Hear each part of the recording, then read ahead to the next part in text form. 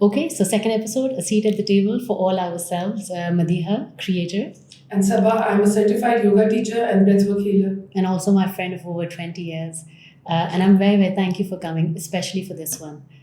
This one's going to be a difficult episode. I feel it already. And I've already framed in my mind, oh my God, it's a difficult episode.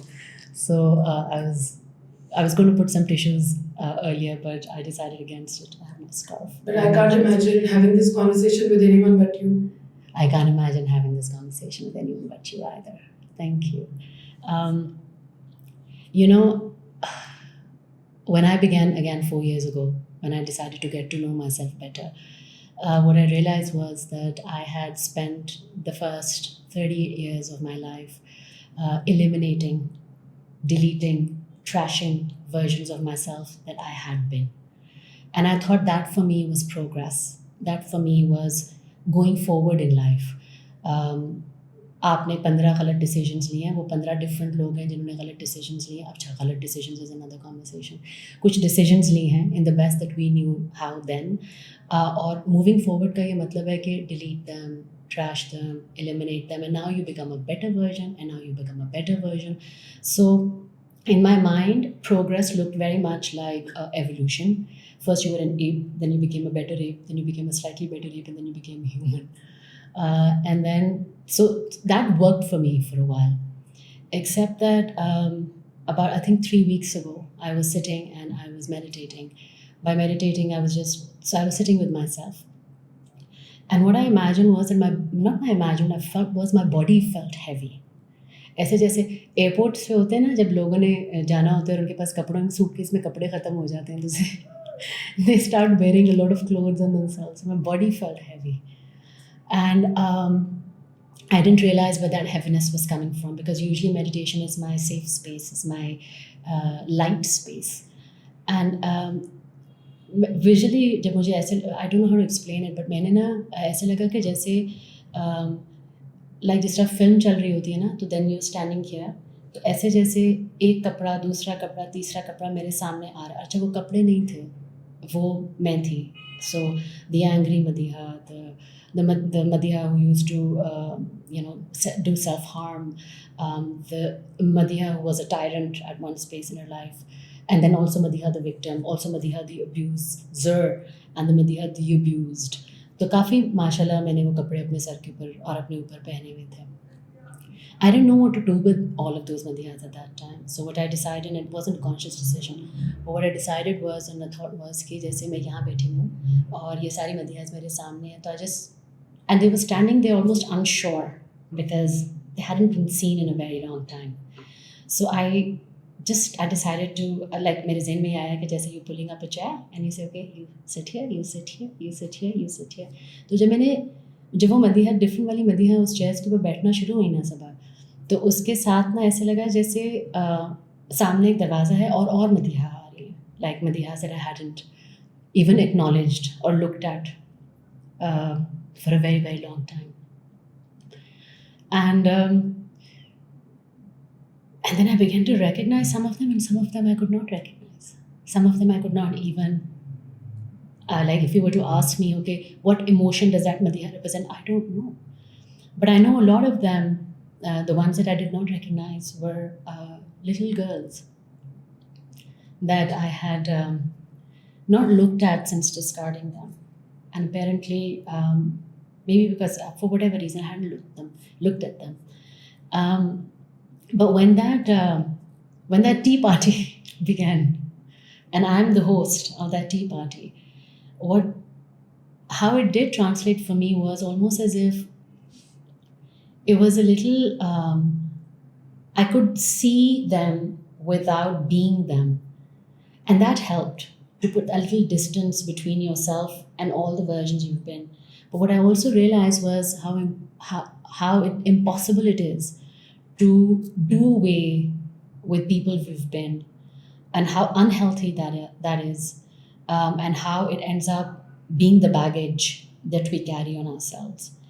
So I know when I called you up and I asked you to come here for the episode, You said it's funny that you would ask me because मैंने तुम्हें पहले theme नहीं बताया था इस episode का क्या होगा, और जब मैं तुम्हें थीम बताया seat at the table and you said कि 3-4 महीने पहले you started doing some reason you started doing some research. Yeah, I started doing some research, and also I felt that I started looking at my shadow. होता ही है कि what you do is कि these parts of yourself that when you're growing up you're conditioned, or because of outside conditioning, or because of how other people might react, you just shame them into oblivion. You just tuck them away, and they're very much a part of you, and they then become your shadow, and they operate your life decisions. Like it's not okay for them to show certain parts of themselves as well, which they end up, pushing aside or suppressing. Yeah. And I think this is ये family to family होता है, because it comes from generations. कि in our family women don't do this, in our family girls don't do that. So you have to conform to a certain archetype of your family, या किस तरीके से आपने behave करना है. So that also causes problems because आप suppress कर रहे हो. And then also another thing, that most of the kids, they realize that they have to achieve something. It wasn't okay to be a certain way, like in the sense I couldn't just be. I always was in this doing mode. Yeah. I have to achieve something. I have to always get great grades. Yeah. And I think that put so much pressure on myself. And I just put that huge amount of pressure on myself to always be a certain way, or do a lot. Actually, you know what? For me, like अभी मुझे जो it's bringing me to another subject, which is closely linked to this exploration of self. Because usually when we talk about concepts of freedom, especially as women, it's always an external conversation. We are bound to, so we can't do this, we can't do this, we can't do this because they are stopping me from doing this. That's the conversation on freedom, especially as women, right? There's a drastic point of view here. And the drastic point of view, and I'm going to put it out there, because it's something that I've discovered in here, is that what if that sense of freedom that you're looking for from outside is actually a feeling that you want to feel on the inside, irrespective of the event outside, which is essentially the reason why people step on that journey of either self-discovery or healing, because we do not want to give away our power to external circumstances anymore. We do not want to be subject to idhar ki hawa chali, हम sad हो गए, उधर की हवा चली, हम happy हो गए. So this sense of control over our thoughts and our emotions can only come from if we know ourselves, and if we have heard the stories that different versions of ourselves want to tell us. So if and different versions of ourselves are programmed to react a certain way in a certain situation, and they will always react that way. So when you break free and you cut that cord between the version who reacts or almost has a knee-jerk reaction to a situation, and you begin learning anew, you can only do that once you have heard what that version wants to say to you and what that version has learned. So, for example, like for me, so you say something, learned. मैं यहाँ तक खत्म करती हूँ. Yeah, and I feel that it's like we can only choose anew, because once we realize the pattern is not working. Yeah. And it's not working, and you don't realize immediately, or you don't realize probably in your 20s it's not working. You keep on experimenting, you keep on conforming, you keep on behaving the way other people expect you to behave. You give your power away, and you realize there comes a time in your life, it could be after diagnosis or a very dark path in your life. The tower moment. It's called the tower moment. Or a dark night of the soul, so to speak. At that point, you realize that nothing what was working earlier on is going to continue to serve you. And at that point, you decide to make different, you make a detour. And you realize that, and that's also the second half of your life. Yeah. And you need to have had those experiences in the first half of your life to know better. Yeah. Essentially. So I know you were sharing this another experience that you had when you traveled recently. So I know you were talking about this experience that you had recently where you were traveling somewhere. And usually when we talk about, and there was a moment that you experienced. And usually when we talk of tower moments, we ascribe them to outside events, to tragedies or to life-changing circumstances. लेकिन कभी कभी ऐसा भी होता है कि you experience those tower moments inside yourself without any external event, because you are, and I believe because you're in a safe space to be able to allow yourself to feel that moment. So do you want to share that? Yeah, I had planned a trip to Africa, and as luck would have it, I was going with a complete bunch of strangers, and I was going to be meeting them, joining them from my own part of the world. And they were coming from another city or another place, so I didn't know them, I didn't know anything about them, and it was quite scary, but still, because I'm also a very intuitive person, and I felt that I intuitively knew that this is something I want to do. So I did that. I went there, and I remember being hit by the worst wave of anxiety ever.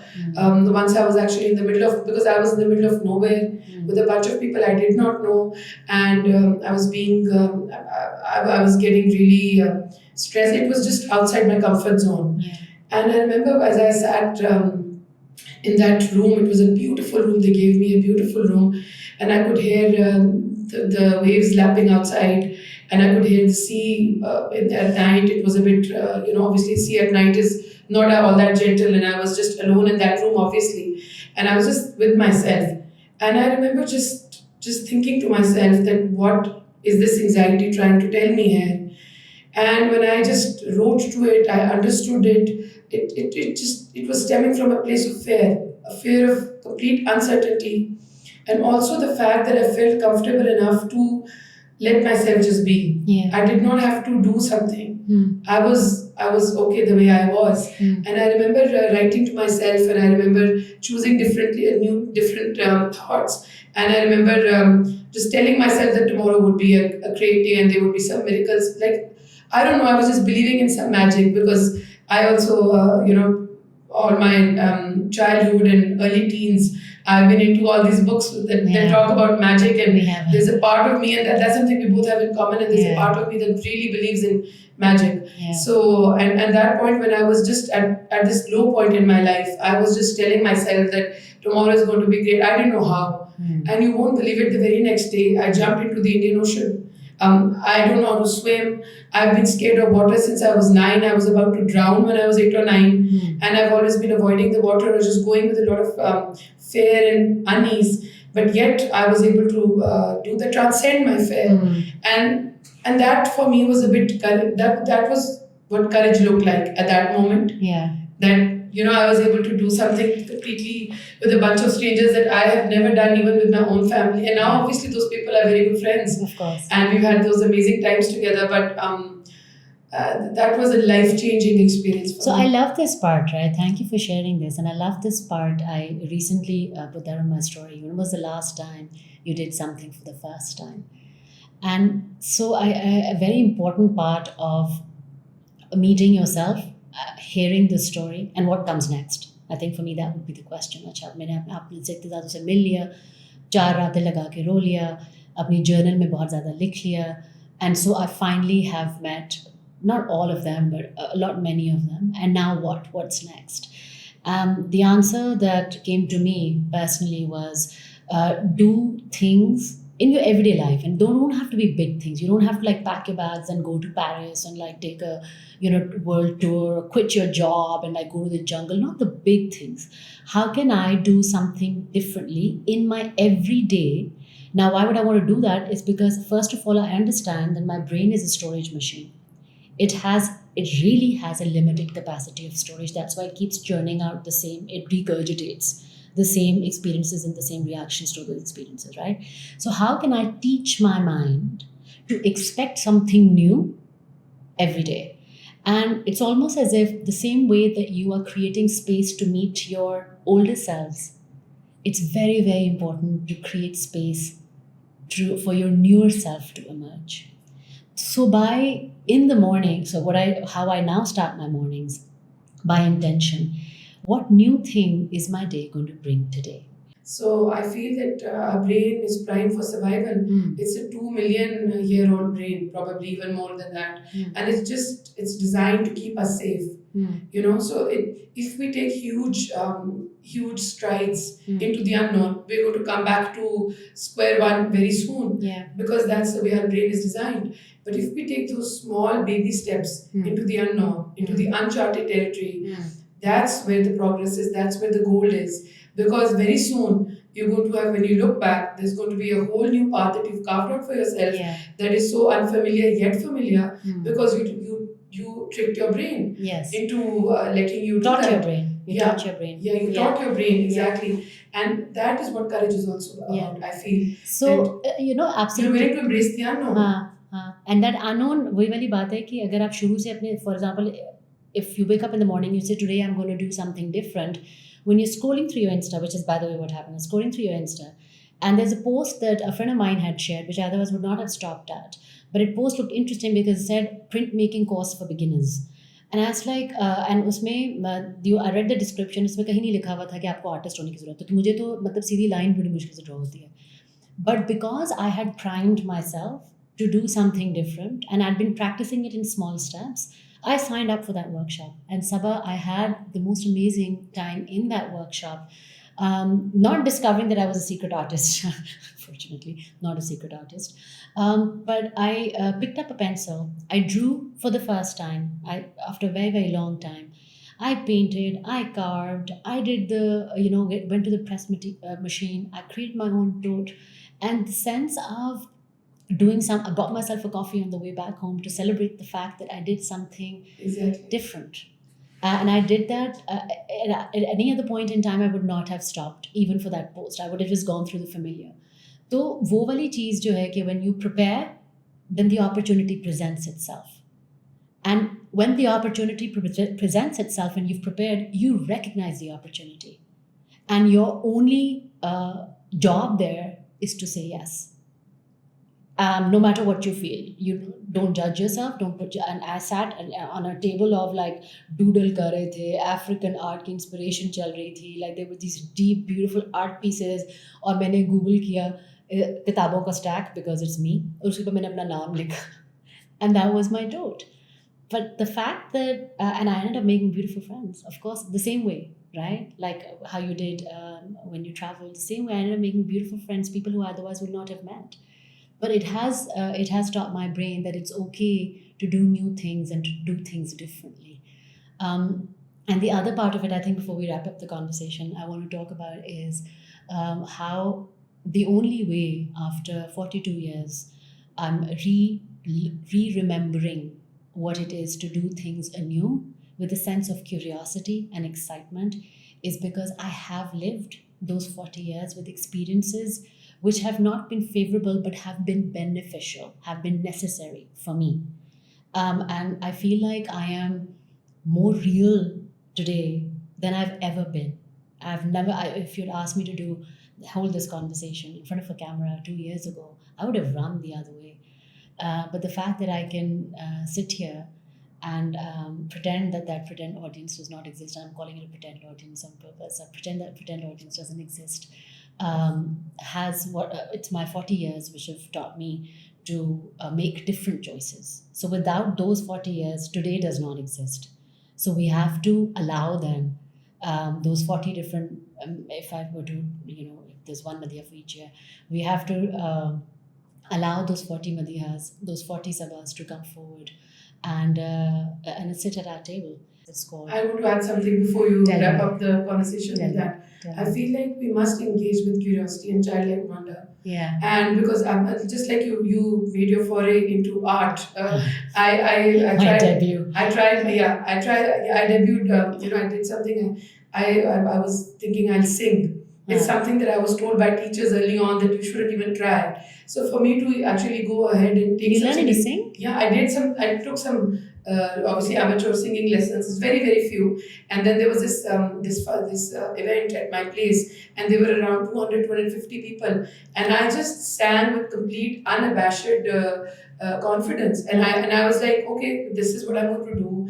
And whatever it was received very, very well. And they applauded the fact that I tried, I think, more than the fact that I was able to carry it Accomplished on. Yeah, anything. yeah, Yeah. exactly. And for me, that just told me that if I do something differently, and if I believe in myself, that is where I can just, change the game for myself. And stay true And to who you are. yeah, exactly. And that's how, just, I just want to end my part of this with Iqbal's शेर, Yeah. that he says that अपने मन में डूब के पा जा सुरागे जिंदगी, Yeah. तू मैं अगर मेरा नहीं बनता ना बन, अपना तो बन.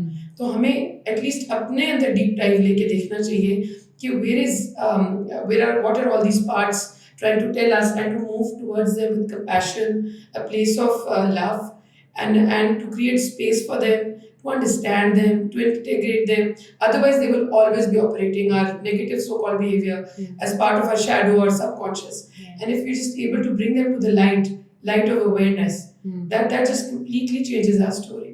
And that gives you so much energy, I feel. It just liberates your energy. It does. It does. And Yeah. it makes us more real. Yeah. So I was just saying that. So thank you for sharing that. But I was with it. In fact, it's a beautiful segue to what I wanted to read out from this one of the children classics called The Velveteen Rabbit. And this one is a conversation between a rabbit, which used to be really plush and beautiful when it first came into the nursery. And now it's just broken, it's lost its parts. It's been a long time, nobody's played with it. And there is a wise old other toy who lives in that nursery, which is his name is a skin horse. So this is a conversation. The skin horse is not beautiful by any stretch of imagination. So this is a conversation between the Velveteen Rabbit and the skin horse. And the theme of the conversation is, what does it take to become real? And I love how it links back to what we've been talking about, how it takes a lot of broken parts. It takes a lot of falling down. It takes a lot of getting back up. It takes a lot of anger. It takes a lot of pain. And when you stitch all of those things together, after 40 odd years, you can begin to become more real. So it's a conversation. So what is real? Asked the rabbit one day when they were lying side by side near the nursery fender. Does it mean having things that buzz inside you and stick out hands? Real isn't how you're made, said the skin horse. It's a thing that happens to you. When a child loves you for a long, long time, not just to play with, but really loves you, then you become real. Does it hurt? Asked the rabbit. Sometimes, said the skin horse, for he was always truthful. When you are real, you don't mind being hurt. Does it happen all at once, like being wound up? He asked, or bit by bit. It doesn't happen all at once, said the skin horse. You become. It takes a long time. That's why it doesn't happen often to people who break easily or have sharp edges or who have been carefully kept. Generally, by the time you're real, most of your hair has been loved off and your eyes drop out and you get loose in the joints and very shabby. But these things don't matter at all, because once you're real, you can't be ugly, except to those who don't understand. So maybe if we can give all this love that we're looking for from the outside, if we can give a little bit of that love to ourselves, and if we can meet all of our versions with kindness and compassion, that's the step that it takes to become I think real. being real is being beautiful. Yeah, it is being beautiful. And the last line that he says, so, once you become real, you can't become unreal again. It lasts. That's lovely. It lasts for always. Yeah. It lasts for always. So thank you for being here. And may we all, here's to becoming real, and here's to never becoming unreal ever again. Yeah. And thank you for having me. It's